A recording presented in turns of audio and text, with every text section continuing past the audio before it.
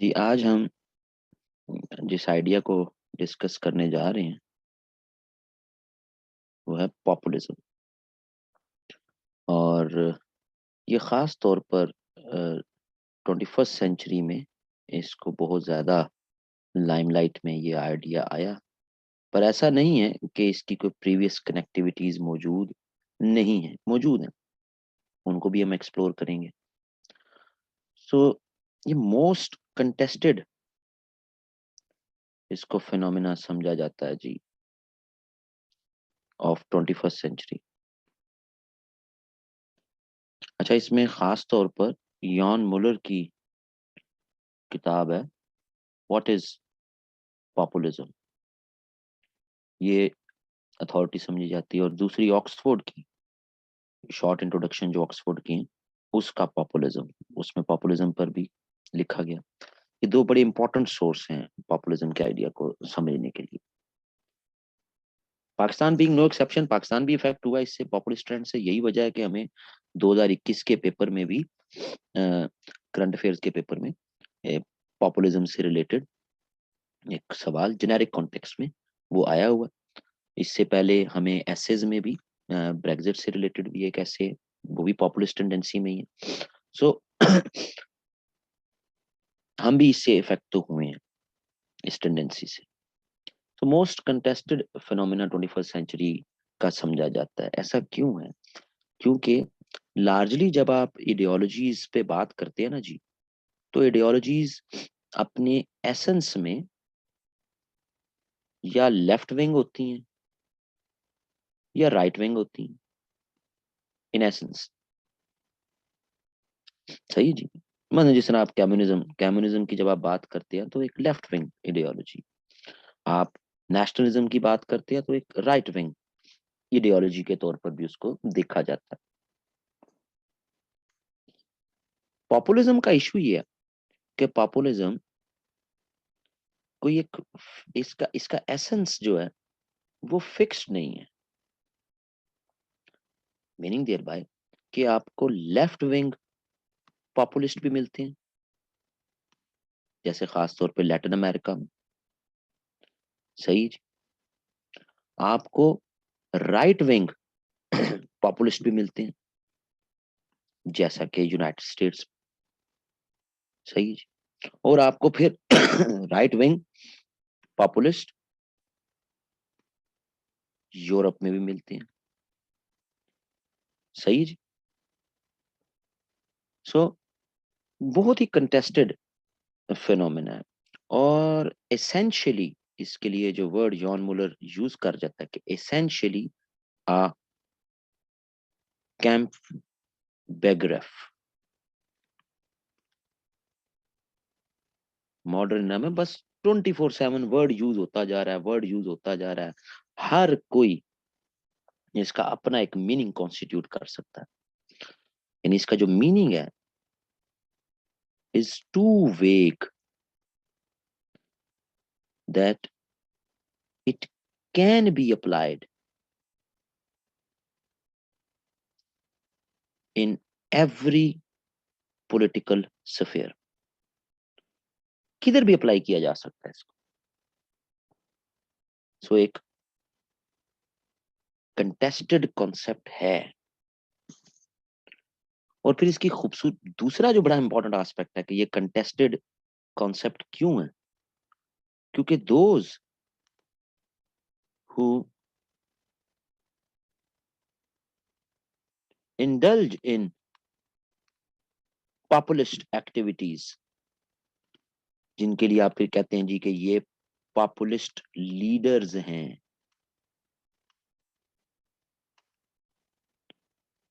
सो ऐसे leaders they don't like it कि उनको आप पॉपुलिस्ट कहें। यानी पॉपुलिस्ट होना एक एब्यूज शुमार की जाती है। यानी जो पॉपुलिस्ट एक्टिविटीज करते भी हैं वो भी कहते हैं नहीं हम पॉपुलिस्ट नहीं है, हम तो भाई रियलिटी की बात कर रहे हैं, हम तो जनाब ट्रुथ बयान कर रहे हैं लोगों को, हम तो लोगों को सर्विस करना चाह रहे हैं लोगों की। सो वो अपने आप को भी पॉपुलिस्ट डिक्लेयर करना पसंद नहीं करते। सही है जी। ये लार्जली एकेडमिशियंस, जर्नलिस्ट, इनके यहां हमें मिलता है कि ये लेबल करते, ये लेबलिंग करते हैं पॉलिटिकल लीडर्स की कि जी कौन माजरत कौन पॉपुलिस्ट है और कौन पॉपुलिस्ट नहीं है। सही है जी। सो ये, और फिर इसके कंटेस्टेड कॉन्सेप्ट के सूरत में ये भी बड़ा मजेदार एस्पेक्ट बन जाता है। फिर अगला बड़ा मजेदार एस्पेक्ट ये है कि पॉपुलिज्म डेवलप ही होता है in a democracy, it develops in a democracy. इसने डेवलप होना ही एक डेमोक्रेसी में। ये किसी भी तरह के अथॉरिटेरियन रूल में, किसी भी तरह की डिक्टेटरशिप, मीनिंग टू से डिक्टेटरशिप में, किसी भी तरह की मोनार्की में, अथॉरिटेरियनिज्म की मुख्तलिफ शेप्स हो सकती हैं, इनमें डेवलप नहीं होता पॉपुलिज्म। पॉपुलिज्म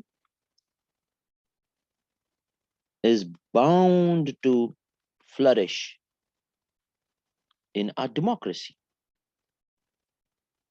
क्योंकि पॉपुलिस्ट लीडर,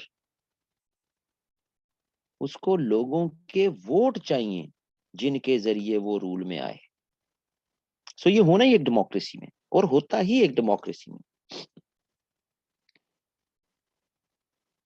फिर अगली बड़ी मजेदार बात है कि पॉपुलिज्म पर क्रिटिक हम करेंगे, बहुत ज्यादा क्रिटिक करेंगे आज के सेशन में,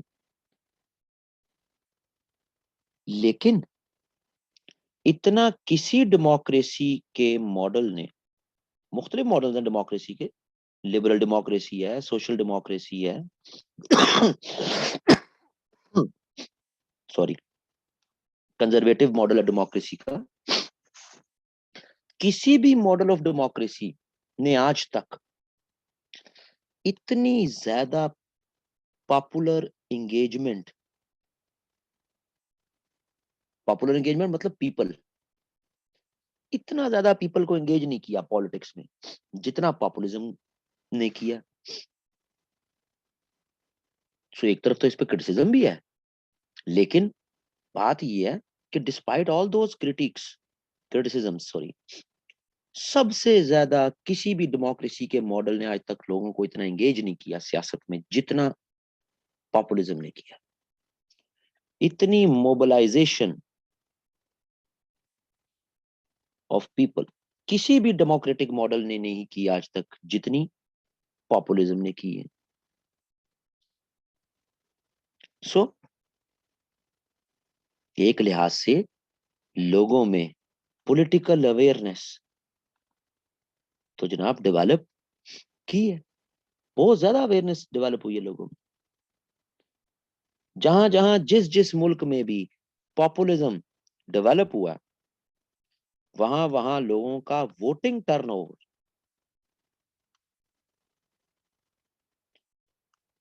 वो बढ़ गया। सही है जी। वोटिंग टर्नआउट बहुत ज्यादा बढ़ गया ऐसी ऐसी जगहों पे। Take the example of India, Pakistan, even United States, even in Brexit, हर बंदा घरों से निकल आता है वोट देने के लिए। सो डेफिनेटली भाई एंगेजमेंट्स तो फिर बहुत की पॉपुलिस्ट ने। सो इस लिहाज से देखा जाए तो populism can not be labelled as a conservative force. इसको कंजर्वेटिव फोर्स के तौर पर नहीं लेबल किया जा सकता।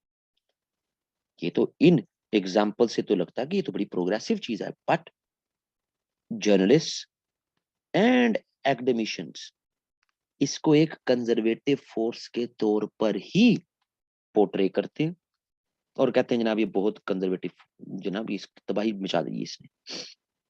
तो तबाही कैसी, इसने तो लोगों को घरों से निकाला।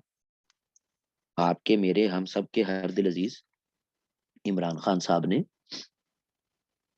लोगों को घरों से निकाला। जरा टर्नआउट तो देखें 2013 के इलेक्शन का, 2018 के इलेक्शन का। मोबिलाइज हुए लोग, अवेयरनेस आई लोगों में,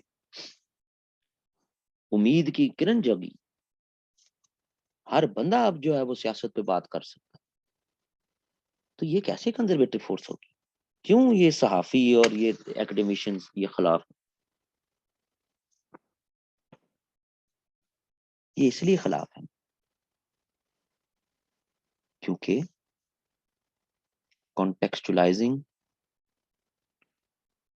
the idea of post truth politics. हजूर बात यह है कि पॉपुलिस्ट लीडर जिस तर्ज की, जिस पैटर्न की पॉलिटिक्स करता है उसको कहा जाता है post truth politics. Post truth politics है क्या? 2016 का ये Oxford dictionary of the year word था जी ये, पोस्ट ट्रुथ। यानी इतना इंपैक्ट है इसका। पोस्ट ट्रुथ आसान जुबान में कि जब आप जज्बात की बुनियाद पर सियासी दलाइल पेश करते हैं।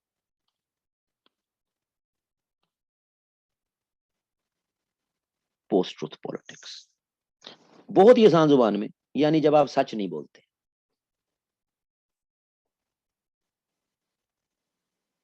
ये पोस्ट ट्रुथ पॉलिटिक्स यही ब्रेग्जिट में इस्तेमाल हुई। ये पोस्ट ट्रुथ पॉलिटिक्स 2016 और फिर 2020 के इलेक्शन, अमेरिकन इलेक्शन में इस्तेमाल होने की, यहां कामयाब हो गई, यहां कामयाब नहीं हुई। ये पोस्ट ट्रुथ पॉलिटिक्स ही 2014 और 2019 के इंडिया के इलेक्शंस में इस्तेमाल हुई।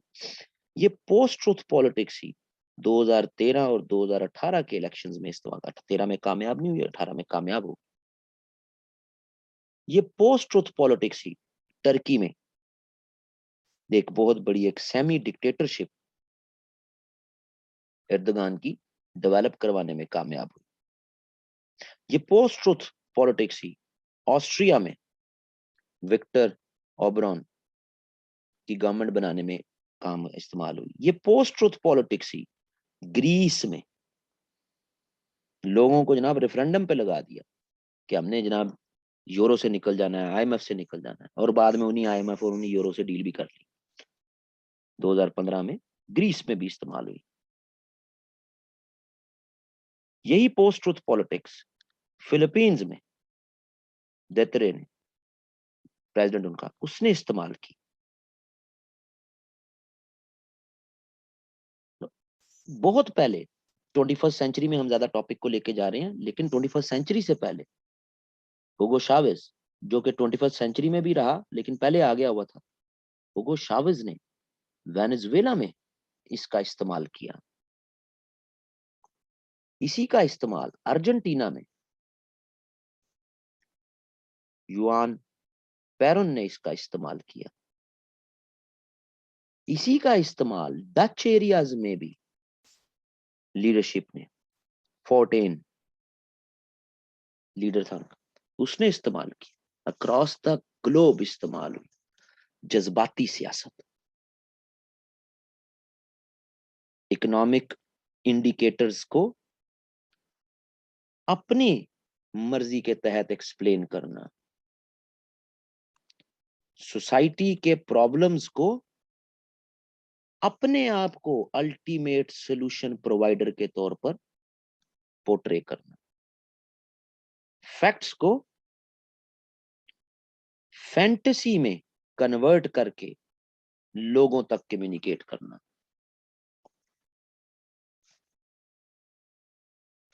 ऐसा नहीं है कि इससे पहले कभी पॉलिटिशियंस ये काम नहीं करते थे। पॉलिटिशियंस प्रीवियसली ये काम करते थे, but there was an electoral ethics जिसका सहारा लिया जो मौजूद रहती थी। लोग एक दूसरे को नेम एंड शेम थीसिस में ब्लेम भी करते थे, पर्सनल अटैक भी करते थे, माजी में। बट स्टेट की बैलेंस शीट यानी कि उसकी इकोनॉमी, उसको, उसके फैक्ट्स को अपनी फैंटेसीज में कन्वर्ट करके लोगों को नहीं बताते थे। समझ आ रही जी? सो ऐसा नहीं है कि पहले कोई जज्बाती काम नहीं होते थे, लेकिन अब जो जज्बाती काम जो वो स्टेट लेवल पर ये बताना कि we the pure people versus they the corrupt leaders, कि हम ही तो हैं प्योर, हम ही से तो फलाह होगी, हम ही तो अपने मुल्क को आगे लेके चलेंगे, और हमारे अलावा जितने भी हैं सब करप्ट हैं। सो करप्शन का phenomena was used as a कि बाकी सबको करप्ट साबित कर। हर जगह यही हुआ, and Pakistan being no exception. Pakistan में भी इसी की हमें मैनिफेस्टेशन होती नजर आई। और फिर 2015 से खास तौर पर ये शुरू हुई, 2016 इसकी पीक है, और 2020 तक ये 4 से 5 साल, ये हम कहते हैं कि पूरी दुनिया में हमें पॉपुलिस्ट ट्रेंड नजर आए। और 2020 से फिर स्लोली एंड ग्रेजुअली अब ये ट्रेंड्स ये डिक्लाइन भी करते नजर आ रहे हैं अक्रॉस द ग्लोब। और उसमें भी फिर 2020 के यूएस इलेक्शन को जो है वो बेस बनाई जाती है हर जगह पर, सबको, एर्दोगान भी, इमरान भी, मोदी भी, ट्रंप भी, सब जगह सबको कहीं पे कोई इलेक्शन हार गए, बाकियों को क्राइसिस के सामने या पॉलिटिकल लेजिटिमेसीज चैलेंज हो रही। सो ये जज्बाती सियासत किन अप्रोचेस पे रह के लोग क्या इतने पागल हैं, लोग बेवकूफ बन जाते हैं? तो जवाब है यस, बन जाते हैं। यूनाइटेड स्टेट्स जैसी डेमोक्रेसी जो कि हर साल इलेक्शंस हो रहे हैं, हर 2 साल बाद मिड टर्म इलेक्शन होते हैं, हर 4 साल बाद प्रेसिडेंट के इलेक्शन होते हैं। सो जनाब, हम अपनी पूरी जिंदगी में इतने वोट कास्ट नहीं करते जितने यूनाइटेड स्टेट्स का शहरी जो है वो एक 4 साल की टर्म में कास्ट कर जाता है। तो जनाब, कौन कौन सी अप्रोचेज हैं जिनका इस्तेमाल होता नजर आता है इस पॉपुलिस्ट ट्रेंड में? इसमें खास तौर पे हम आखिर में जाके फिर 2 बड़े केस स्टडीज भी देखेंगे, और अगर जो है वो नागवार ना गुजरे तो फिर पाकिस्तान का केस स्टडी भी हम देख लेंगे 18 के इलेक्शन का। लेकिन पहले देख लेते हैं जरा वो मेजर अप्रोचेस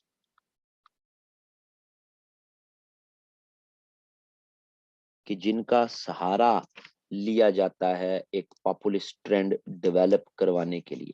पहले ये हम इन अप्रोचेस को देख लें, उसके बाद फिर हम उन फैक्टर्स को भी देखेंगे कि वो कौन से फैक्टर्स हैं जिन्होंने पॉपुलिज्म को बढ़ावा दिया। मेजर अप्रोचेस में एक बड़ी अप्रोच जो है उसको तो कहा जाता है लैक्लुअन अप्रोच या लैक्लुअन मॉडल। लैक्लुअन अप्रोच या लैक्लुअन मॉडल ये ज्यादातर Latin America and western Europe में एक्सरसाइज होता नजर आता है। इसके सेलिएंट फीचर्स में है कि जनाब हमने स्टेटस को चेंज करना, चेंजिंग दी स्टेटस को। हमने radical democracy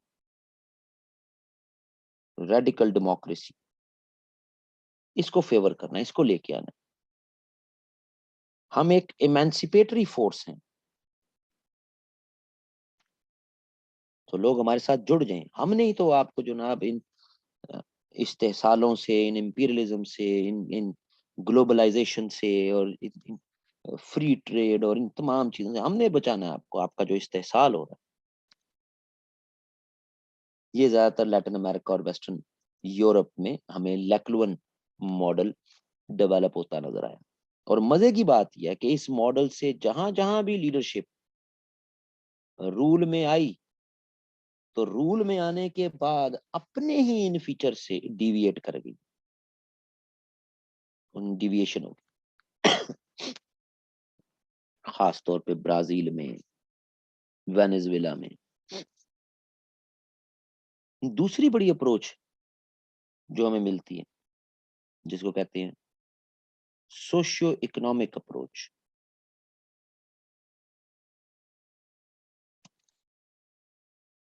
socio economic approach, हम हर तरह की न्यो लिबरलिज्म के अगेंस्ट हैं। हमारे यहाँ आके मल्टीनेशनल कंपनीज ने डेरे डाल लिए हैं, हमारे प्रॉफिट्स खींच के लेके जा रहे हैं मुल्क से बाहर। हम आएंगे, हम डोमेस्टिक मार्केट पे फोकस करेंगे, हम अपनी प्रोडक्शन इंक्रीज करेंगे। इकोनॉमिक लिबरलिज्म एक कर्स है, हम इससे अपने लोगों को बचाएंगे। सही है जी। ये भी लार्जली हमें लैटिन अमेरिका में डेवलप होती नजर आती। तो ये भी, लेकिन इस अप्रोच को भी देखते हम देखते हैं कि जनाब जहां जहां भी, अर्जेंटीना में खास तौर पर लीडरशिप सामने आई और इन्हीं पॉइंट से फिर डिविएट कर गई, और वो और ज्यादा कनेक्ट हो गई लिबरल यानी कि इंस्टीट्यूशंस के साथ, कंपनीज, मल्टीनेशनल कंपनीज के साथ। फिर एक तीसरी अप्रोच है जिसको कहते हैं पॉलिटिकल अप्रोच। पॉलिटिकल अप्रोच एक बहुत ही वीक अप्रोच शुमार होती है जी। It's a very weak approach, because ये एक लीडर की करिज्मेटिक पर्सनैलिटी उसके इर्द गिर्द ही घूमती है। यानी जैसे ही लीडर पॉलिटिकल सीन से डिसअपियर होगा, तो वैसे ही पॉपुलिस्ट टेंडेंसी भी खत्म हो जाएगी। इसकी बड़ी एग्जांपल ट्रंप,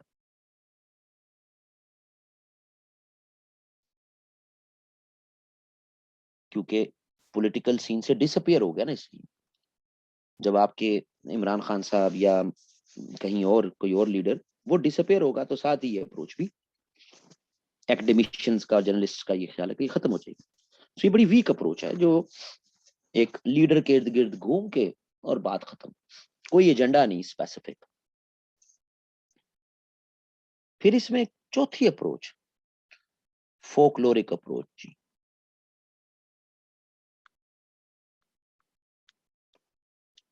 सबसे खतरनाक tendency, highly unprofessional political behaviour,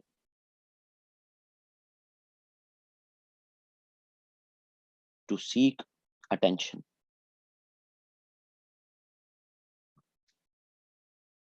फोकलोरिक approach, इसमें आप use of social media to defame your opponents, इसमें करेक्टर असैसिनेशन।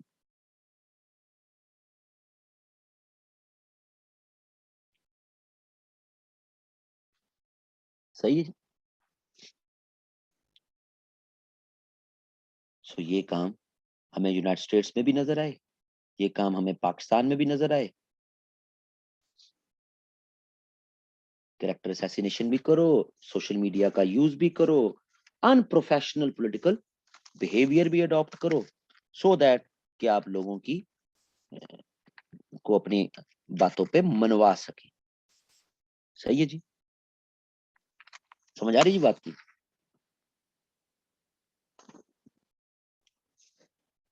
इस कॉन्टेक्स्ट में फिर अगली फिर अप्रोच, दैट इज आइडिएशनल अप्रोच। अच्छा जी, याद रहे कि ये जो अप्रोचेज हैं, इसका यूज जब आप रूल में आ गए हैं ऐसी लीडरशिप तब नहीं कर रहे। इनका यूज आप अपनी इलेक्शन कैंपेन में कर रहे हैं। सही है जी। यानी कि जब इलेक्शन कैंपेन हम देखें तो इलेक्शन कैंपेन में फिर हम देखते हैं कि यूनाइटेड स्टेट्स में पॉलिटिकल अप्रोच नजर आती है, फोकलोरिक अप्रोच नजर आती है। जब वो रूल में आ गए तो उन्होंने कोई मल्टीनेशनल कंपनीज बैन नहीं की अपने पास।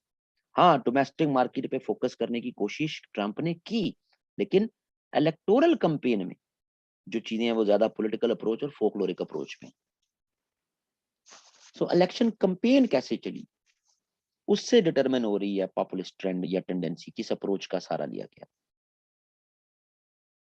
आइडिएशनल अप्रोच आइडिएशनल अप्रोच ये एक जेनेरिक फ्रेमवर्क है, लेकिन इस फ्रेमवर्क में सोसाइटी को दो कैटेगरीज में डिवाइड कर देती है ऐसी लीडरशिप। एक तरफ पीपल और दूसरी तरफ एलीट। और ऐसी लीडरशिप कहती है कि मैं हूं ट्रू रिप्रेजेंटेटिव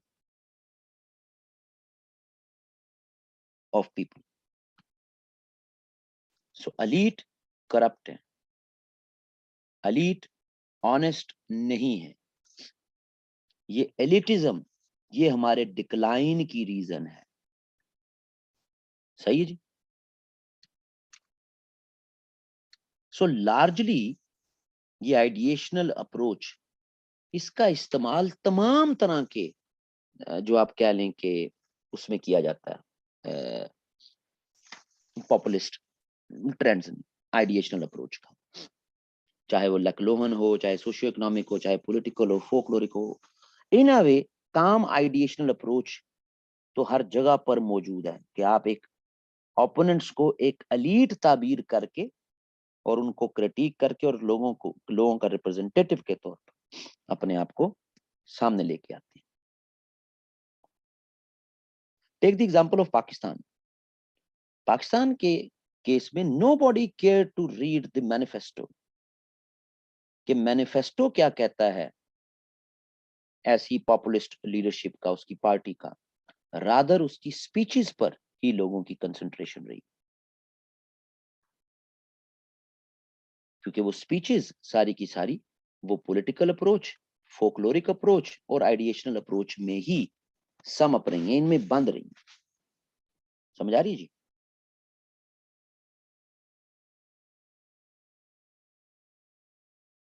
ये लाइमलाइट में आइडिया आया कब? ये तो 20वीं सदी में भी हमें पॉपुलिस्ट टेंडेंसीज नजर आती। पॉपुलिस्ट टेंडेंसीज का इस्तेमाल ही हमें फिर हिटलर में भी नजर आता है। पॉपुलिस्ट टेंडेंसीज का इस्तेमाल हमें मेजोलिनी की पॉलिटिक्स में भी नजर आता।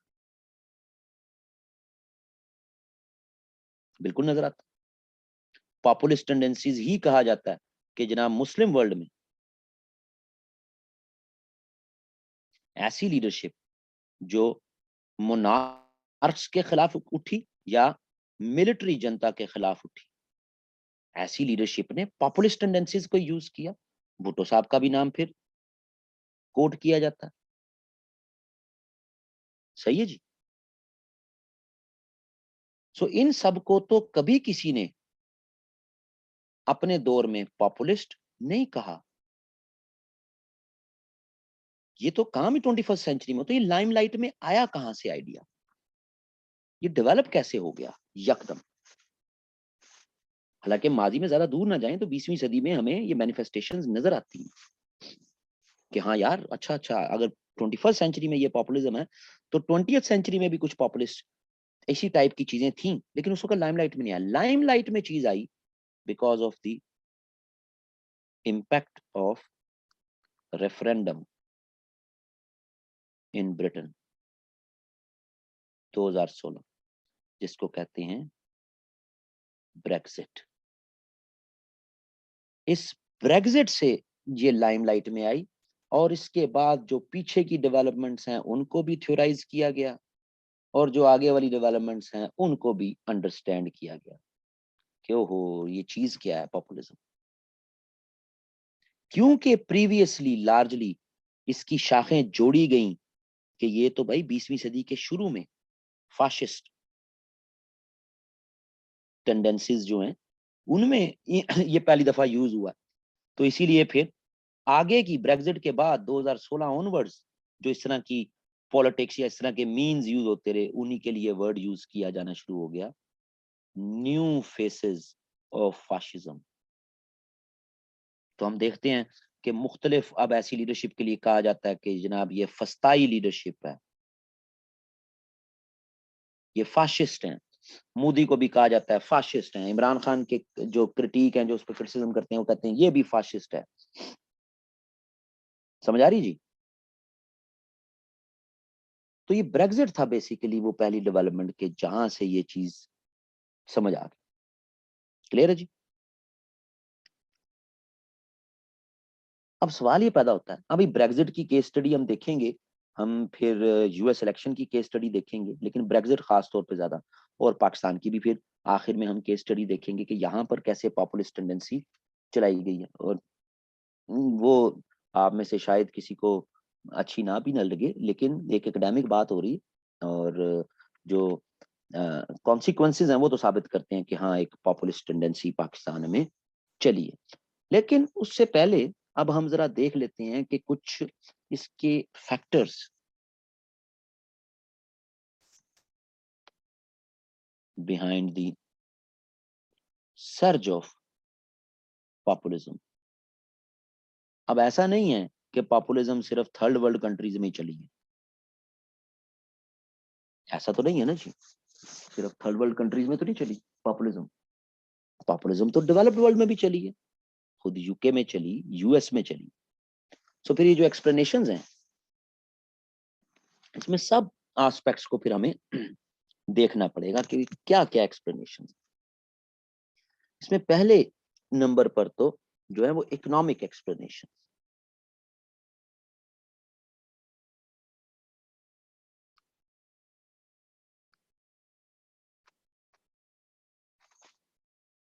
इकोनॉमिक एक्सप्लेनेशंस के कॉन्टेक्स्ट में ये बात आई कि जनाब impact of global market integration. इस ग्लोबल मार्केट इंटीग्रेशन का इस्तेमाल थर्ड वर्ल्ड के पॉपुलिस्ट ने भी किया और डेवलप्ड वर्ल्ड के पॉपुलिस्ट ने भी किया। डेवलप्ड वर्ल्ड के पॉपुलिस्ट ने किया, जरा इसको समझना बड़ा जरूरी पॉइंट है कि भाई पूरी दुनिया कनेक्ट हो रही है, हमारे यहाँ जॉब्स मिलना कम हो गई हैं। क्यों? क्योंकि हमारी कंपनीज दूर पार के कंट्री में आउटसोर्स कर रही हैं जॉब्स, वहां उनको सस्ती जॉब्स पड़ जाती हैं। हमारे यहाँ प्रोडक्शन कम होना शुरू हो गया क्योंकि हमारी कंपनीज दूर पार के ऐसे मुल्क में जहां पर उसको लेबर सस्ती मिल रही है वहां जा रही है। तो ये ठीक नहीं है। यही चीज हमें ट्रंप के हाँ नजर आती। थर्ड वर्ल्ड कंट्रीज में बड़ी बड़ी कंपनीज ने आके हमारे यहाँ अपना सामान जनाब हम इंपोर्ट कर रहे हैं। बड़ी बड़ी मल्टीनेशनल कंपनीज अपनी चीजें हमारे यहाँ भेज रही हैं। हमारी डोमेस्टिक प्रोडक्शन खत्म होती जा रही है, हम मुकम्मल डिपेंडेंट हो गए हैं इन कंपनीज पे। ग्लोबल मार्केट इंटीग्रेट होती जा रही है, हमारे बच्चे हार्डवेयर से ज्यादा सॉफ्टवेयर की क्वालिफिकेशंस बनाना शुरू हो गई हैं, और उन सॉफ्टवेयर की इनके नॉलेज से वो ऐसी बड़ी मल्टीनेशनल कंपनीज को सर्व कर रहे हैं। सो ये जो पूरी दुनिया की मार्केट का कनेक्ट होना है, ये जनाब हमारे लिए बहुत नुकसानदेह है। हम इसको रोकेंगे, हम अपने लोगों को रोजगार दिलवाएंगे, हम अपनी मैशत को अपने पैरों पे खड़ा करेंगे, हमें किसी की डिपेंडेंसी की जरूरत नहीं है। ऐसे कैची नारे हैं कि डेवलप्ड वर्ल्ड का रिहायशी भी मुतासर होगा, थर्ड वर्ल्ड वाला भी कहेगा हाँ ये ठीक है। मेरा मुल्क मेरी मर्जी।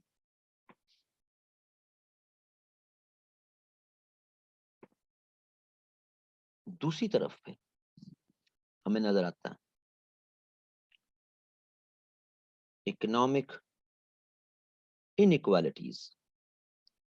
इसका इस्तेमाल ज्यादा थर्ड वर्ल्ड और खास तौर पर इसमें लैटिन अमेरिका में ज्यादा इस्तेमाल हुआ है इस इकोनॉमिक इनइक्वालिटी का, कि जनाब डेवलप्ड वर्ल्ड उसकी क्वालिटी ऑफ लाइफ बेहतर है, उसकी क्वालिटी ऑफ लाइफ उस रॉ मटेरियल पे बेहतर है जो हमारे यहां से जाता है। उस रॉ मटेरियल की वैल्यू कम और डेवलप्ड वर्ल्ड में बनी हुई फिनिश्ड फॉर्म की चीजों की वैल्यू ज्यादा। सो इनइक्वालिटीज हैं। ये लोग अमीर से अमीर हो रहे हैं, हम गरीब से गरीब हो रहे हैं।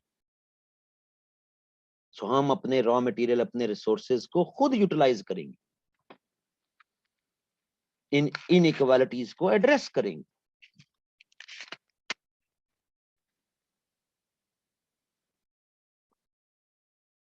इसी चीज का इस्तेमाल यूके के इलेक्शंस में भी हुआ। वो अभी जब हम पूरा केस स्टडी देखेंगे यूके का, तब उसको उसमें भी बात करेंगे। सही है जी। सो इन एस्पेक्ट्स इकोनॉमिक एक्सप्लेनेशन जिसका थर्ड वर्ल्ड में भी इस्तेमाल हुआ, जिसका डेवलप्ड वर्ल्ड में भी इस्तेमाल हुआ।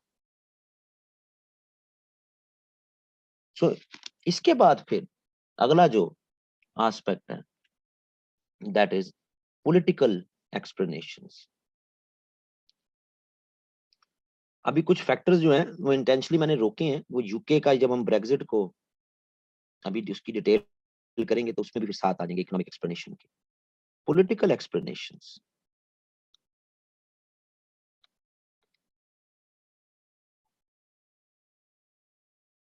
एक तरफ तो, और ये ज्यादा पॉलिटिकल एक्सप्लेनेशंस जो है ये वेस्टर्न वर्ल्ड में डेवलप हुई हैं, यानी वेस्टर्न वर्ल्ड का जो पॉपुलिज्म है उसमें ज्यादा आई।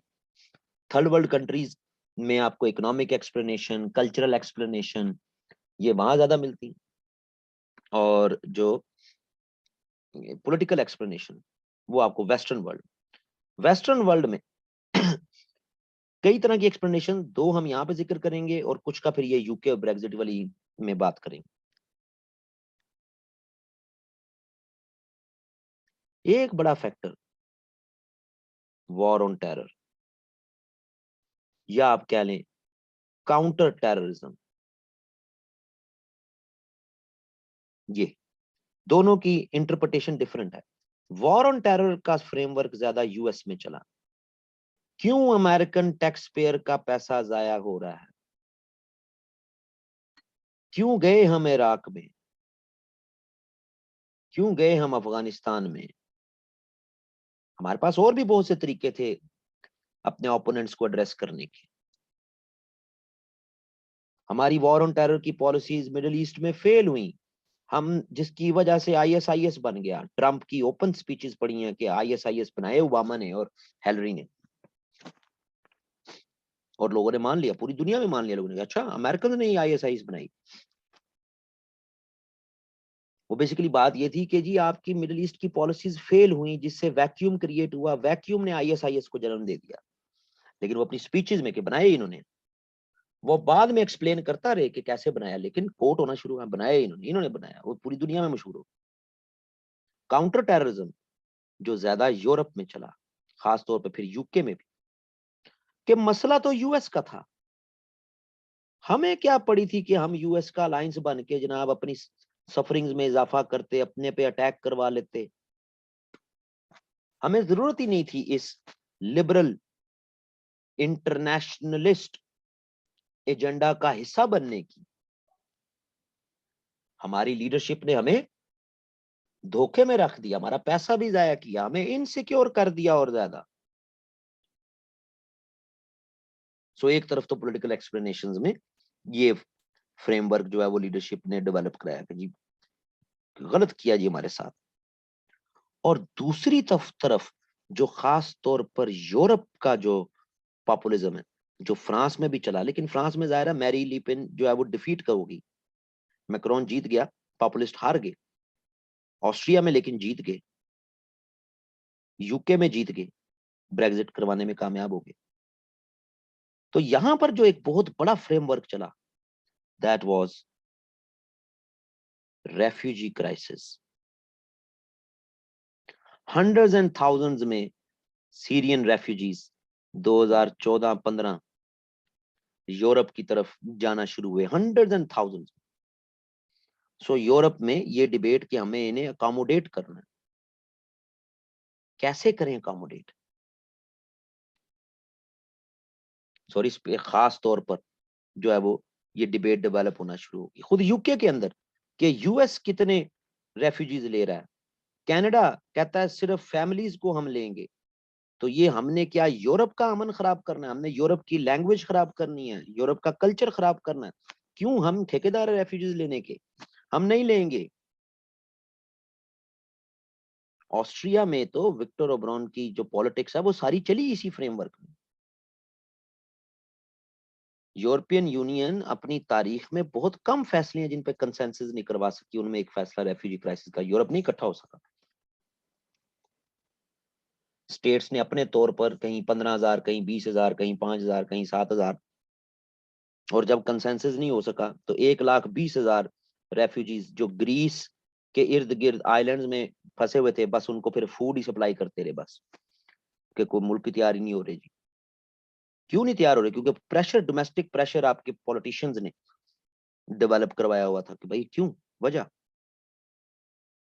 और लोग भूल भाल गए यूरोप की वो ग्रेट जो जो कंट्रीब्यूशन है towards world peace, towards humanitarian assistance, के यूरोप के कंट्रीज नहीं थी ज्यादा ज्यादा ह्यूमैनिटेरियन असिस्टेंस की, यूरोपियन यूनियन नहीं तो सबसे ज्यादा ह्यूमैनिटेरियन असिस्टेंस की है, डिस्पाइट सिर्फ 25 से 30 साल अभी उम्र है यूरोपियन यूनियन की। भूल भाल गए लोग, खुद यूरोप के लोग भूल गए। सो ये पॉलिटिकल एक्सप्लेनेशन ज्यादा जो वेस्टर्न वर्ल्ड में डेवलप हुई। फिर उसके बाद कल्चरल एक्सप्लेनेशंस।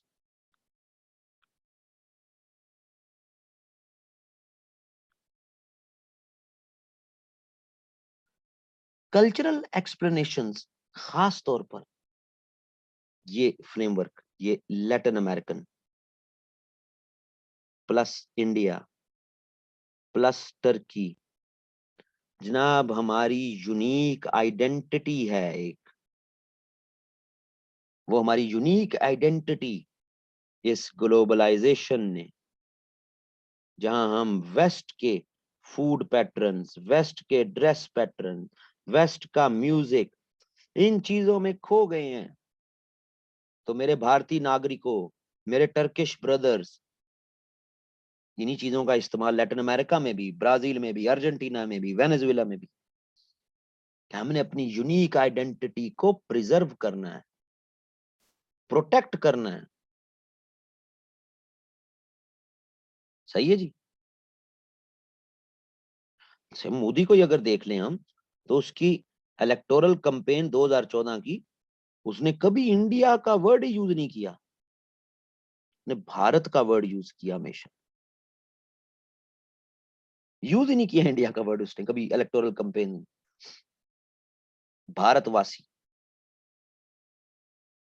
मेरे भारतवासियों, तो इंडिया का वर्ड ही नहीं यूज किया। उन्होंने कहा नहीं, ये तो है वेस्टर्नाइज्ड वर्ड, हमने यूज ही नहीं करना, हमने अपनी कल्चर को प्रोटेक्ट करना, हम आएंगे, हम अपनी इकोनॉमी को भी और अपने कल्चर को भी प्रोटेक्ट करेंगे।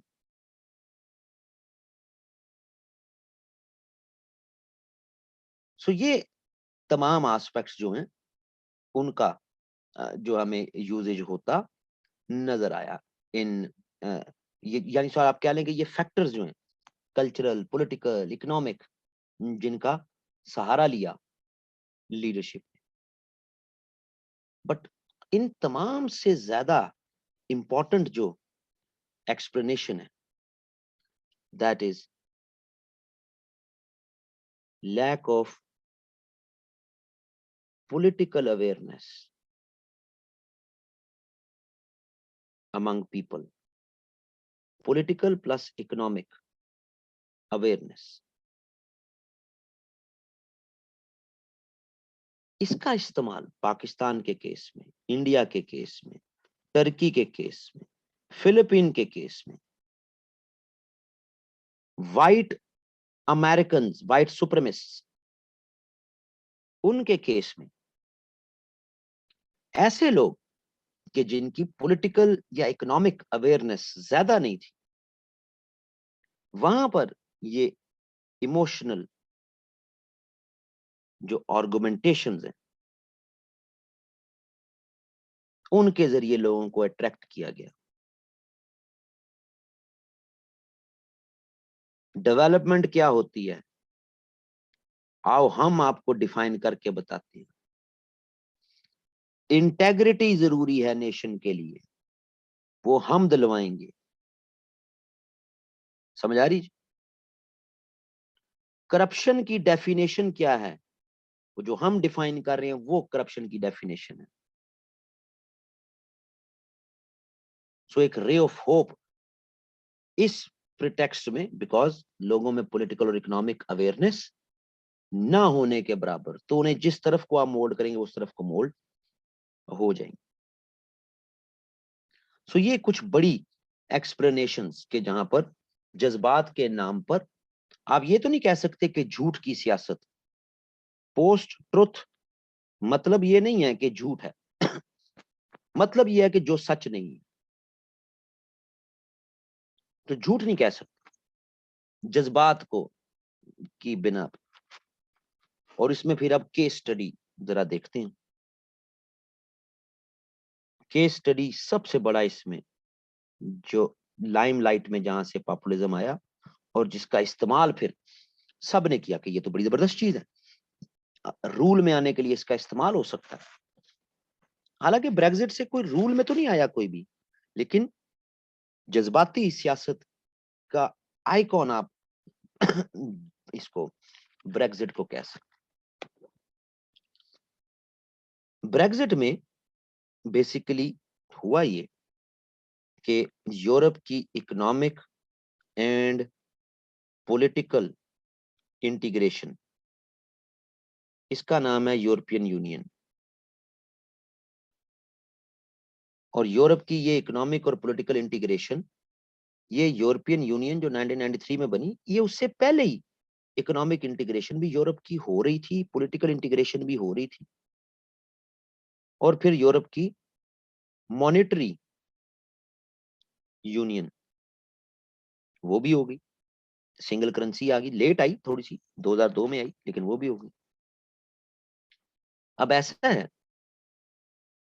कि यूरोपियन यूनियन में सारे पॉइंट्स तो हमने नहीं देखने, लेकिन वो पॉइंट्स जो यूके के साथ जुड़े हुए हैं, यूरोपियन यूनियन के बनने से पहले एक एग्रीमेंट हो चुका हुआ था जिसको सिंगल मार्केट एग्रीमेंट कहते हैं, लेकिन हम यूरोपियन यूनियन पे ही डाल के बात को लेके चलेंगे कि यूरोपियन यूनियन में एक प्रोविजन है कि अगर किसी भी कंट्री को लेबर चाहिए तो वो पहले ईयू कंट्री से ही लेबर लेगा,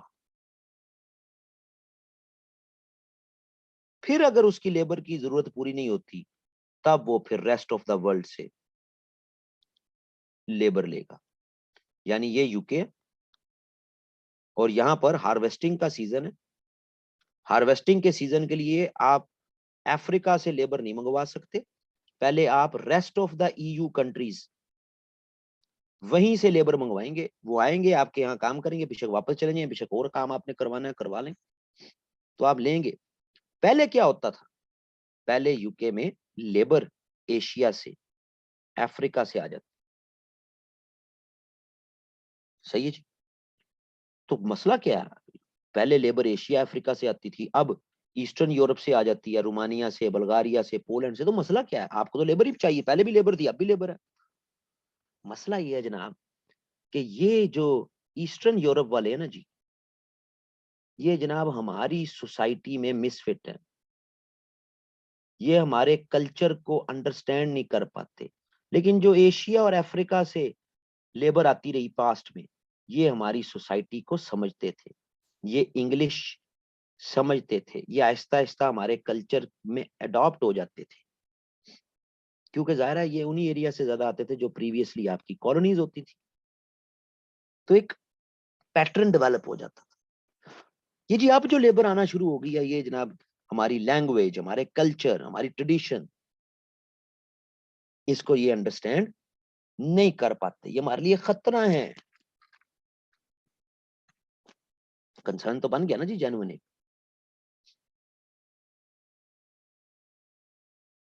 ये एक एक एस्पेक्ट आया अभी बस। दूसरा एस्पेक्ट ये है कि जब भी कोई बॉडी बनती है ना जी, जो कि जिसमें यानी वो एक कस्टम यूनियन के तौर पे भी हो, तो यूरोपियन यूनियन अपनी जात में एक कस्टम यूनियन भी है। एक कस्टम यूनियन में तमाम पूल करती हैं जी अपने रिसोर्सेज को, पूलिंग होती है, और उस फोरम ने सबका फायदा देखना होता है। तो जब पूल कर रहे हैं आप अपने रिसोर्सेज को, तो सब फिर इसका एक बजट में सबको कंट्रीब्यूट भी करना पड़ता है। तो यूरोपियन यूनियन के बजट में यूके कंट्रीब्यूट करता है जिस तरह बाकी कंट्रीज करती है। तो 2016 का जो कंट्रीब्यूशन है वो तकरीबन कोई 12 से 13 बिलियन पाउंड की कंट्रीब्यूशन है, और फिर इस पर प्रॉफिट भी मिलेगा। क्यों भेजते हैं हम ये 12 से 13 बिलियन यूरोपियन यूनियन को? ये हम क्यों नहीं लगाते अपने एजुकेशन में, अपनी हेल्थ में, अपनी एग्रीकल्चर में? क्यों हम भेज देते हैं ये पैसा? ठीक है, इस पैसे से मुनाफा भी आता होगा, लेकिन वो तो हुकूमत की जेब में, गवर्नमेंट की जेब में, स्टेट की जेब में चला जाता है। आम आदमी को क्या फायदा हो रहा है? ये पैसा हेल्थ पे लगाओ, एजुकेशन पे लगाओ, यूके के शहरियों पे लगाओ। क्यों भेज देते हो ये पैसा?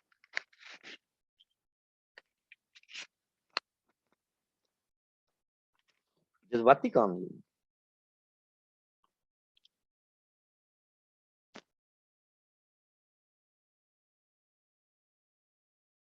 तीसरी बात, हम यू सॉरी, हम यूके, हमारी दुनिया के साथ 500 बिलियन पाउंड से ज्यादा की एक्सपोर्ट्स हैं, लेकिन 50% एक्सपोर्ट्स सिर्फ हमारी यूरोपियन यूनियन के कंट्रीज को जारी होती हैं। ये हमारी डिपेंडेंसी बन गई हुई है। हम डिपेंडेंट हो गए हुए हैं यूरोपियन यूनियन पे।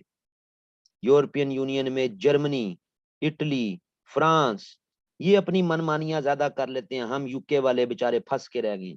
क्यों? क्योंकि हमारी आधे से ज्यादा एक्सपोर्ट सिर्फ यूरोपियन यूनियन को जाती है। खत्म करो यूरोपियन यूनियन के साथ ये टाइज। हम दुनिया के, हम एक ग्लोबल ब्रिटेन बनाना चाहते हैं।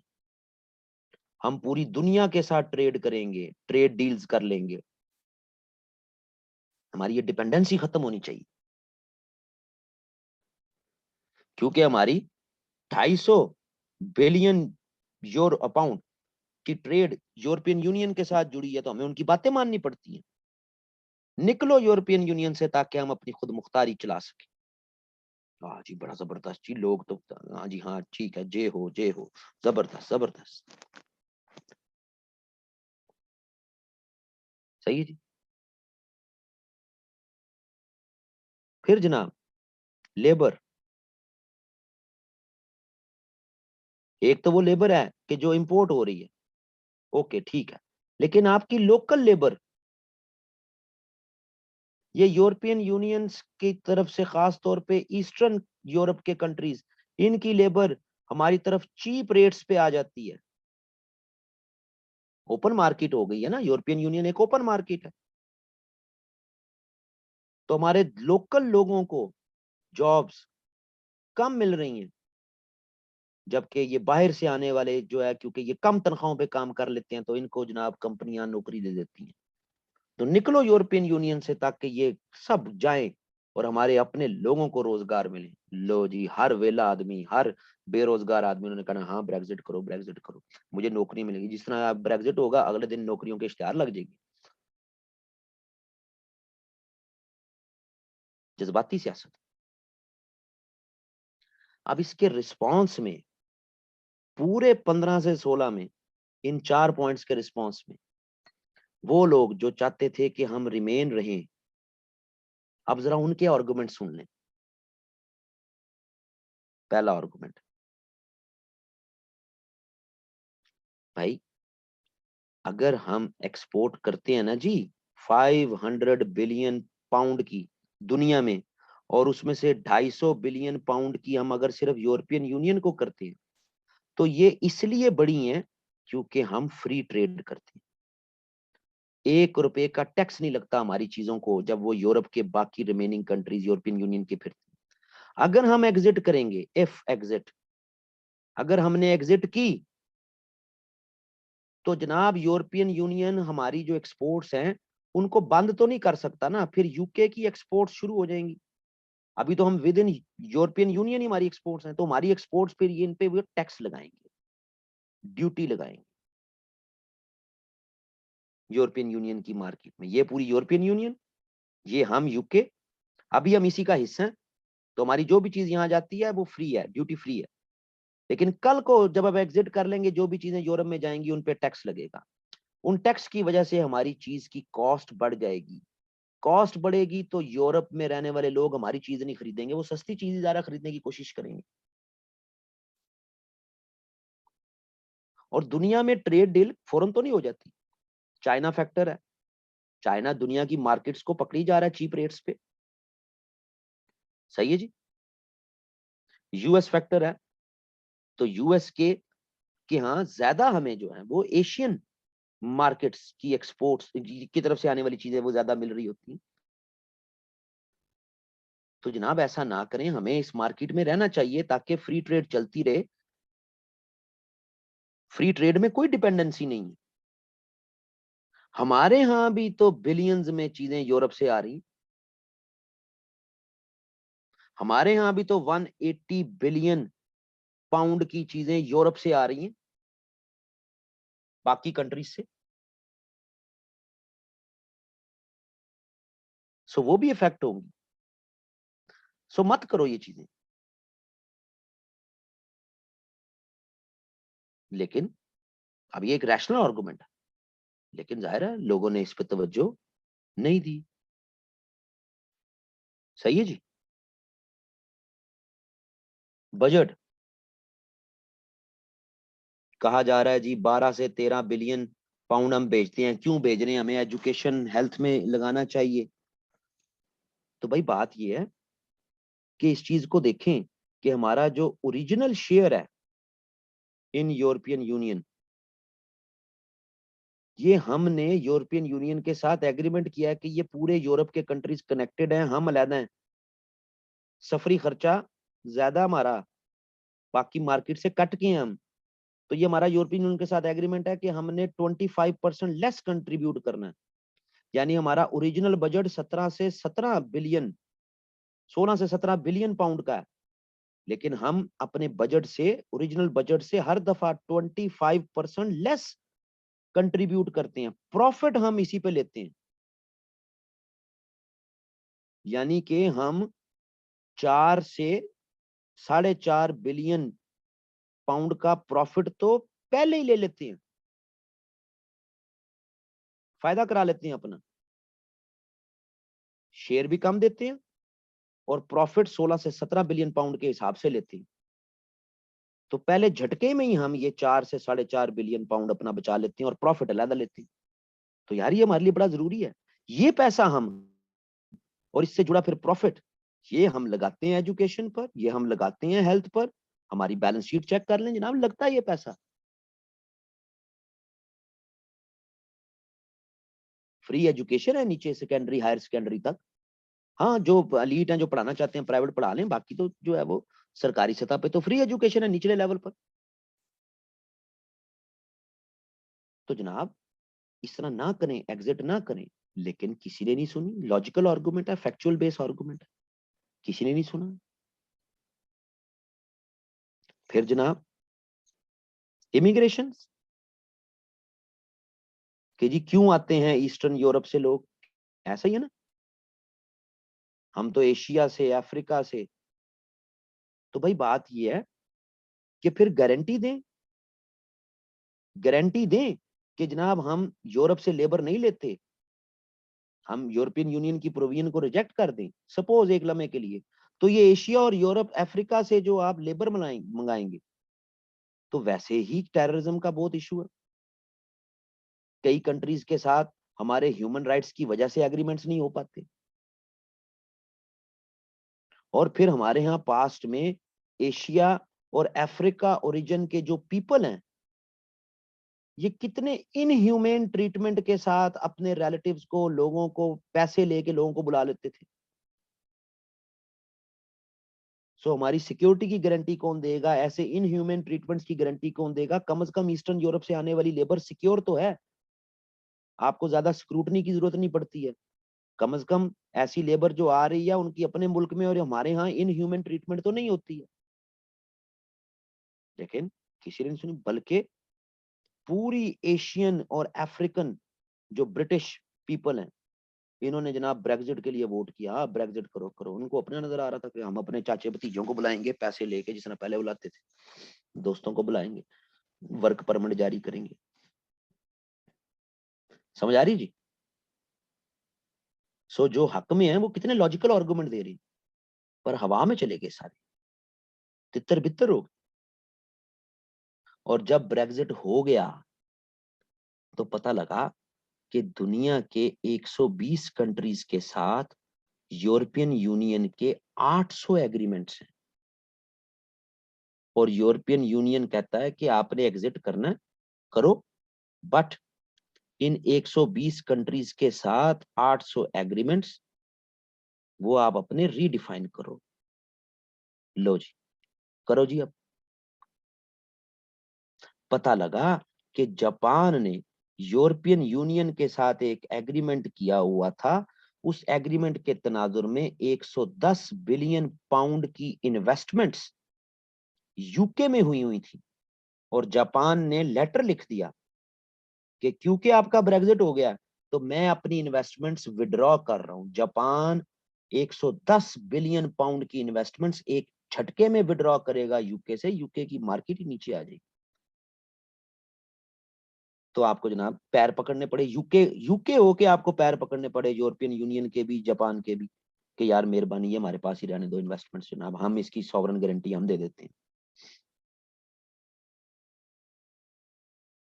आई ना चीजें सामने? यानी जज्बाती सियासत कुछ और। पता लगा कि जनाब फ्रांस और यूके के दरमियान free movement of people English channel से, ट्रेन के जरिए। तो जनाब यूके ने तो एग्जिट कर दिया, अब यानी फ्री मूवमेंट ऑफ पीपल नहीं होगी। तो फ्रांस ने भी हाथ खड़े कर दिया। उन्होंने कहा जनाब हमने अपनी तरफ कोई इमिग्रेशन के, कोई वीजा के, कोई इस तरह की, हमने अपना वर्कलोड नहीं बनाना। ये आप जानो, आपका काम जाने यूके वालों, क्योंकि हमारी तरफ से तो फ्री था, आपने फैसला किया एग्जिट का। तो जनाब आपको ट्रेन सर्विस बंद करनी पड़ी फ्रांस के साथ। हजारों लाखों लोग जो डेली आते जाते थे रोजगार के सिलसिले में, टूरिज्म के कॉन्टेक्स्ट में, बहुत से सेक्टर्स इफेक्ट हो गए। पता लगा 2016 से 17 और 2017 से 18 2% जीडीपी ग्रोथ नहीं हो सकी यूके की, 2% की भी ग्रोथ नहीं हो सकी 2016 से 18, यानी 2 सालों में। लेकिन बस ब्रेक्सिट करो जी, हम दुनिया के साथ नए तरीके से चलेंगे। समझ आ रही है जी? सो ये बड़ा, अभी मैंने पूरा फुल डिटेल में नहीं गया मैं अभी, यानी कि इस टॉपिक के कॉन्टेक्स्ट में कि जनाब ये चीज क्या है, कि उसका इदराक जो है वो किया जा सके। सो यही चीज फिर पाकिस्तान के कॉन्टेक्स्ट में भी एज अ केस स्टडी। सो पाकिस्तान के कॉन्टेक्स्ट में भी यही एस्पेक्ट आए।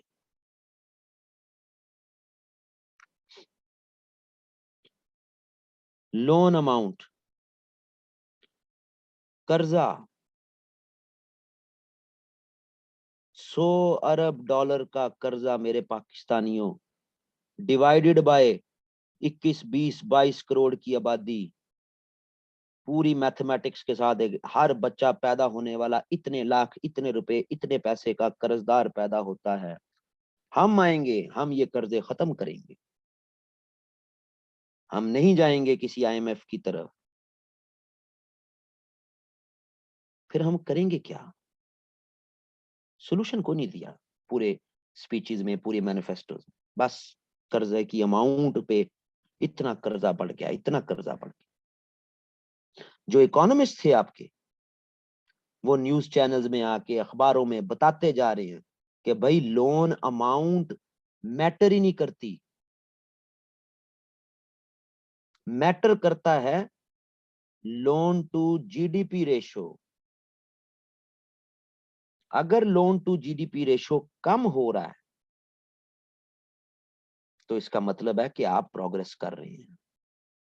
अगर लोन टू जीडीपी रेशो ज्यादा हो रहा है, इसका मतलब है खतरे की घंटियां बज गई।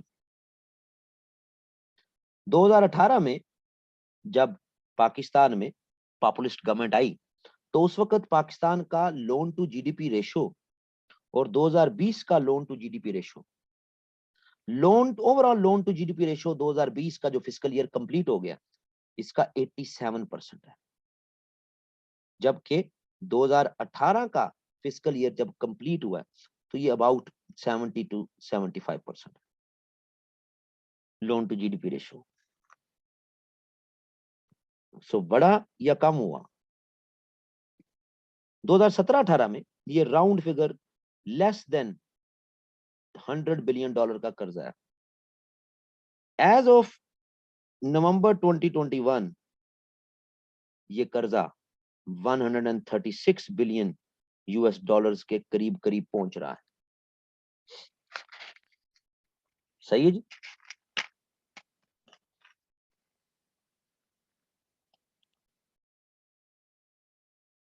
सो इकोनॉमिस्ट कहते मर गए कि नहीं भाई, लोन अमाउंट मैटर नहीं करती, लोन टू जीडीपी।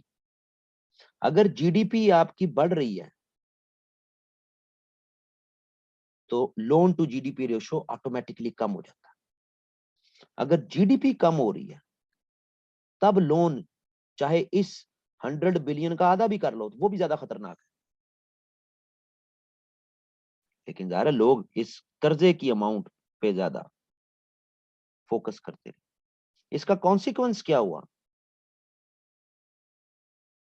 आपके सामने। सही है जी। हम जनाब करप्शन के खिलाफ तहरीक चलाएंगे, लूटी हुई दौलत वापस लाएंगे।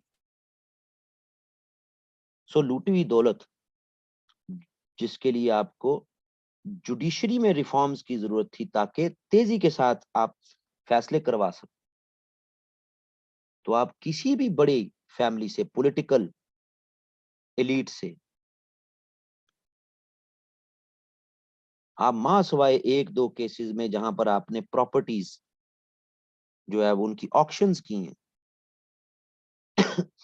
और वो ऑक्शंस भी बड़ी मजेदार हैं कि वो उन्हीं के लोगों ने ही आपस में कर ली, उसके अलावा कुछ नहीं कर सके। किसी एक बड़े पॉलिटिकल लीड को भी प्रॉपर सजा, को बाहर चला गया, कोई जमानत पे निकल आए, किनके ट्रायल चलते जा रहे हैं, तो असल तो जुडिशियल रिफॉर्म्स करनी थी आप। तो वो करप्शन का मंत्रा, वो नैरेटिव, उसको आप एग्जीक्यूट नहीं करवा पाए। क्या करप्शन है और क्या नहीं है उसमें सेग्रीगेट नहीं करवा पाए। सही है जी। फिर टैक्स, हम टैक्स नहीं लगाएंगे, टैक्स कम करेंगे। तो कॉमन सेंस की बात, अगर आप टैक्स कम करेंगे तो जाहिर है गवर्नमेंट की फिर लायबिलिटी भी कम होगी। ये सीधा सीधा न्यो कंजर्वेटिव मॉडल है। न्यो कंजर्वेटिज्म का ये मॉडल है कि जब गवर्नमेंट टैक्स लो करेगी या कम कलेक्ट करेगी तो उसकी लायबिलिटीज भी उसके हिसाब से कम होंगी गवर्नमेंट की। टैक्स ज्यादा कलेक्ट होगा तो गवर्नमेंट की फिर लायबिलिटीज भी उसके अकॉर्डिंगली ज्यादा होंगी। हेल्थ सेक्टर में, एजुकेशन सेक्टर में, पब्लिक स्पेंडिंग जिसको आप कहते हैं, इकोनॉमिक डेवलपमेंट। तो जनाब मोस्ट रिसेंट केस में हम देख रहे हैं कि एक यूनिवर्सैलिटी ले आए हैं, तमाम तरह की जनाब जीएसटी 17%, कोई एग्जाम्पशन नहीं, जहां एग्जाम्पशन थी वो भी खत्म होगी।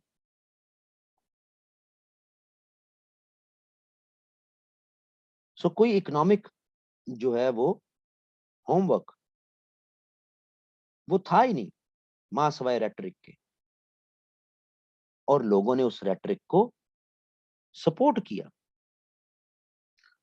ना सिर्फ लोगों ने उस रेटरिक को सपोर्ट किया, बल्कि हमारे जैसी थर्ड वर्ल्ड कंट्रीज में, जहां पर एस्टैब्लिशमेंट एक पिवटल रोल प्ले करती है कि वो जिस पार्टी या जिस कैंडिडेट को सपोर्ट करती है या उसको लगता है कि ये पाकिस्तान के नेशनल इंटरेस्ट में बेहतर है, तो उसके लिए सिंपैथेटिक होती है, तो वो भी डिसीव हो गई इसी रेटरिक से। सो नतीजा हमारे सामने, यही केस स्टडी। फिर अब टॉपिक तो फिर इसकी डोमेन बड़ी लंबी चली जाएगी। यही रेटरिक टर्की में अप्लाई हुआ, यही रेटरिक यूएस में अप्लाई हुआ।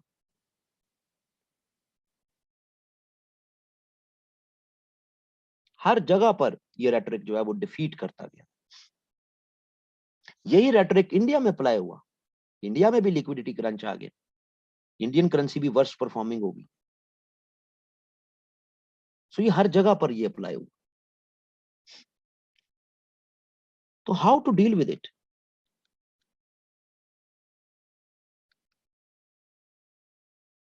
इसको डील कैसे किया जाए? अब ये चीज ध्यान में रखें कि पॉपुलिज्म या पॉपुलिस्ट लीडर जब रूल में आ गया है, तब हाउ टू डील नहीं चलेगा। तब तो पीपल स्लोली एंड ग्रेजुअली उन पर रिवील होता जाएगा, जिस तरह होता गया। 2016 पीक है, 16 से 20 में हमें पॉपुलिस्ट टेंडेंसीज मिलती हैं, और 20 से हम कहते हैं डिक्लाइन होता जा रहा है स्लोली एंड ग्रेजुअली, क्योंकि पीपल पर रिवील हो गया कि जनाब वो ये तो हमारे साथ धोखा हो गया था। हर जगह ऐसा ही हुआ।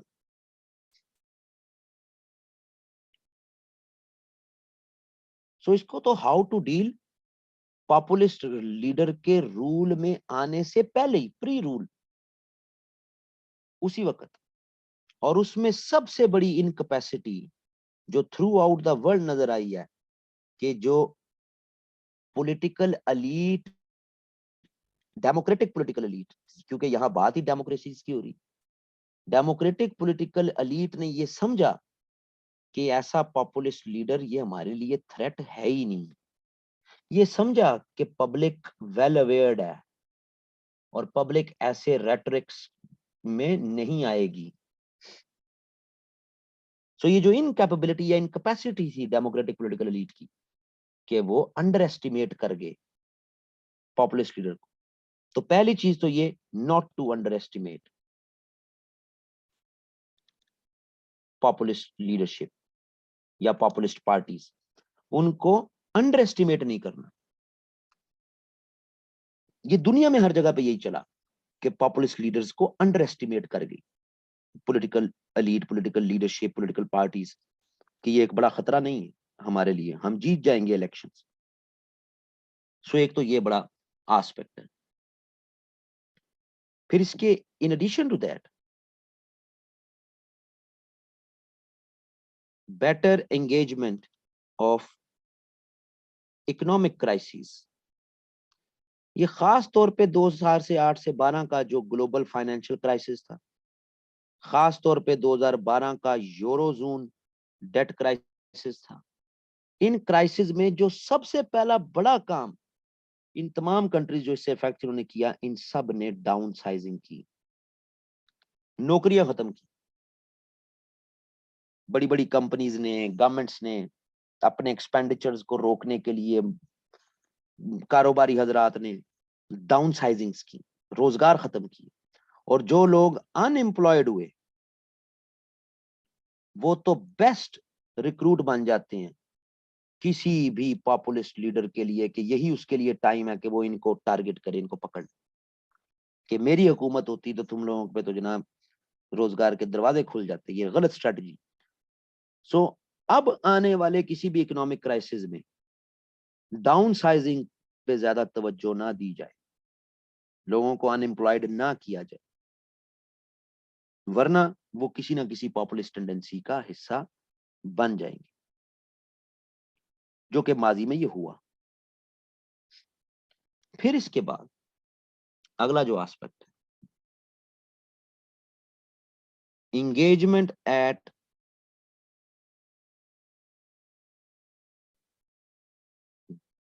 Grass root level. 21st century में जितनी भी पॉलिटिकल एलीट या पॉलिटिकल पार्टीज थी, इन सब का एक इशू ये रहा कि ग्लोबलाइजेशन के कॉन्टेक्स्ट में, फिर ग्लोबल इश्यूज को एड्रेस करने के कॉन्टेक्स्ट में, ये तमाम लीडरशिप ये ज्यादा इंटरनेशनल इश्यूज पर ज्यादा फोकस करती रही और हर जगह पर अपने कंट्री के ग्रास रूट लेवल पर जो लोगों के सेंटिमेंट्स हैं, जो लोगों की एक्सपेक्टेशंस हैं, कंसर्न्स हैं, उनको एड्रेस करना या उनके साथ इंगेज होना ये कम किया। हर जगह पे ऐसे ही हुआ और यही वो जगह थी, वो यहाँ बेस थी, यहीं पे वो यूथ मौजूद थी, डिसकंटेंटमेंट था जिसमें, जिसको पॉपुलिस्ट लीडर्स ने यूज किया। सो जनाब, political parties, political elite grass root level पर बेटर एंगेज हों ताकि ऐसे पॉपुलिस्ट लीडर्स को मौका ना मिले लोगों के मसाइल हल करने। देन अगली बात, अगला बात यह कि जनाब इंटरेक्शंस विद पॉपुलिस्ट लीडरशिप। पूरी दुनिया में यह हुआ कि जो रूलिंग में पॉलिटिकल पार्टीज थी या पॉलिटिकल एलीट थी,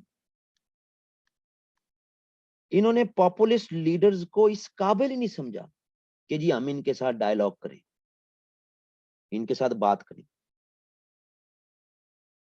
और ये एक आइडियल फ्रेमवर्क है पॉपुलिस्ट लीडर्स के लिए, क्योंकि पॉपुलिस्ट लीडर के साथ जब आप डायलॉग करेंगे और वो एक फैक्ट्स की बेस पे होगा तो वो भाग जाएगा, उसके पास बात नहीं हो सकेगी आपसे। फॉर इंस्टेंस 2016 का आप इलेक्शन जो, इसमें आप हेलरी क्लिंटन वर्सेस ट्रंप, इनकी जरा यूट्यूब पे देखें, जरा इनकी जो प्रेसिडेंशियल, जो लास्ट 3 प्रेसिडेंशियल डिबेट्स हैं, वो जरा इनकी आपस में डिबेट्स देखें। हेलरी कोशिश करती रही है कि मैं फैक्चुअल पोजीशन पर खेलने की कोशिश करूं, लेकिन ट्रंप उसको जो है वो फिर रेटरिक में ले आता था और हेलरी रेटरिक में आ जाती थी। जबकि जब आप 2020 की प्रेसिडेंशियल डिबेट्स देखें ऑफ बाइडेन एंड ट्रंप, तो बाइडेन ना सिर्फ फैक्चुअल में रहा बल्कि कंपेल किया ट्रंप को कि वो भी फैक्ट्स पे बात करे। तो जनाब ट्रंप फैक्चुअल पोजीशन पर ज्यादा कन्विंसिंग नहीं रह सका। सो पॉपुलिस्ट लीडरशिप का सबसे बड़ा फ्लॉ है ये कि वो डायलॉग पे, फैक्चुअल डायलॉग पे, तो उसके साथ एंगेज हो, उसके साथ डायलॉग करें, ना कि उसको कॉर्नर करें। हमारे यहाँ भी यही हुआ। हमारे यहाँ भी 13 से ऑनवर्ड्स पॉलिटिकल पार्टीज ने पॉपुलिस्ट लीडर्स के साथ एंगेज होना पसंद ही नहीं किया कि ये तो बच्चा है जी, ये तो जरदारी साहब भी कहते थे ये तो बच्चा है, ये तो सियासत का बच्चा है इमरान खान। तो इनके साथ डायलॉग हो, एंगेज हो, ताकि उनका उनकी उनके बास्केट में क्या है वो चीज एक्सपोज हो जाए। तो इसकी, तो ये पूरे दुनिया में ये गलती हुई है। सही है जी। फिर उसके बाद inclusive economic growth. Unfortunately 21st century में जहां जहां पॉपुलिस्ट राइज हुआ है, ये वहां वहां राइज हुआ है जहां पे पॉलिटिकल पार्टीज जो रूल में थी, उन्होंने इंक्लूसिव इकोनॉमिक ग्रोथ नहीं की। कहीं पे किसी पार्टी का सिर्फ इंफ्रास्ट्रक्चर पर तवज्जो रहा, कहीं का किसी पर सिर्फ हेल्थ पे, Obama health care bill, Pakistan के केस में इंफ्रास्ट्रक्चर जी, सड़कें बनाओ, ब्रिज बनाओ, रोडें बनाओ, मेट्रो बनाओ। समझ आ रही जी? सो जब तक इंक्लूसिव इकोनॉमिक ग्रोथ नहीं होगी, तो पॉपुलिस्ट लीडर करता क्या है कि जब आप इकोनॉमिक ग्रोथ के किसी एक्स मॉडल को फॉलो कर रहे होते हैं, तो वो वाई जी मॉडल में लोग जो पीपल हैं उनकी सफरिंग्स को हाईलाइट करना शुरू कर देते हैं। एक्सक्लूसिव इकोनॉमिक ग्रोथ का फिनोमेना जब डेवलप होगा, जब आप एक्स वाई जी तमाम में प्रॉपरली बैलेंस्ड इन्वेस्ट कर रहे होंगे, तो पॉपुलिस्ट लीडर्स के पास फिर पॉलिटिक्स करने के जो चांसेस हैं, पॉपुलिस्ट चांसेस यानी कि जज्बाती सियासत के, वो लोड हो जाते हैं। पूरी दुनिया में यही चला, हमारे यहाँ तो बहुत ज्यादा चला। सो ये वो एस्पेक्ट्स हैं कि जिनको अगर मद्देनजर रखा जाए तो फ्यूचर में पॉपुलिस्ट टेंडेंसीज को लोअर डाउन किया जा सकता है। Populism is an evil, no matter how much people जो है वो एंगेज हो रहे हो, नो मैटर जितना मर्जी पॉपुलर सपोर्ट आ रही हो, पॉपुलिज्म एक इवल है। बिकॉज ये सिर्फ रूल या अपनी जो आइडिया है उसकी विक्ट्री थ्रू इलेक्शन करवाने की नीयत होती है, बस दैट्स इट। इससे आगे का कोई प्लान नहीं होता। इससे आगे के प्लान फिर जो है वो एडहॉकिज्म पर बनाए जाते हैं, चलाए जाते हैं। और कहीं पर भी दुनिया में जो भी पॉपुलिस्ट रजीम आई है, उसने अगर कहीं पर, जिस तरह शावेज आ गया, उसने अपने थोड़े से अरसे में तो चलो थोड़ी बहुत डेवलपमेंट कराई, लेकिन बाद में सस्टेनेबल नहीं रही वहां पे भी। सो कहीं भी पॉपुलिज्म एक सही मायनों में इकोनॉमिक ग्रोथ नहीं करवा सका अक्रॉस द ग्लोब।